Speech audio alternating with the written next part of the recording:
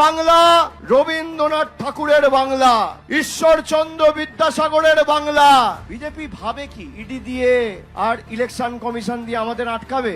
আমি মোদিজিকে বলবো, শ্রদ্ধেয় প্রধানমন্ত্রী, মাননীয় প্রধানমন্ত্রী, সম্মানীয় প্রধানমন্ত্রী, সম্মানীয় স্বরাষ্ট্রমন্ত্রী, বাংলার ইতিহাসটা জানুন।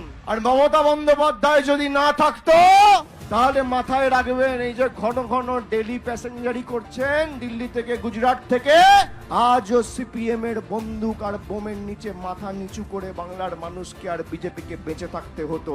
বাংলার এই তমসাচ্ছন্ন 34 বছরের জগদ্দল পাথরকে ভেঙে চূর্ণ বিচূর্ণ করে যে মুক্তির সূর্যোদয় ঘটিয়েছে তার নাম তৃণমূল কংগ্রেস, নেত্রীর নাম মমতা বন্দ্যোপাধ্যায়। আপনি মমতা বন্দ্যোপাধ্যায়কে আটকাবেন এসআইআর এর নাম করে, বাঙালির উপর অত্যাচার। এক সপ্তাহ আগে রানীমাদে একজন বিএলও সুইসাইড করলো।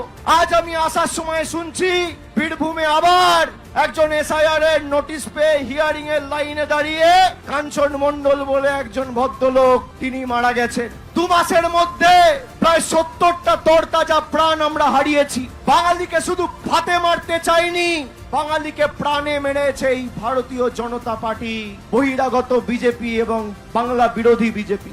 যারা আমাদের প্রাণে মেরেছে তাদের রাজনৈতিকভাবে শিক্ষা দিতে হবে।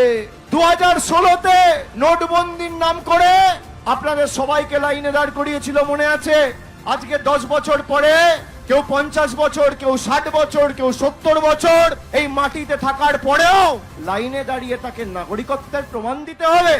সুভাষ সরকারের নিজের জন্মের সার্টিফিকেট আছে? আছে। সৌমিত্র খাঁর নিজের জন্মের সার্টিফিকেট আছে। বিজেপির নেতারা যদি সার্টিফিকেট দেখতে চায় বলবে আগে তোমার বাবার সার্টিফিকেট নিয়ে এসো, তারপর আমাদের সার্টিফিকেট চাইবে।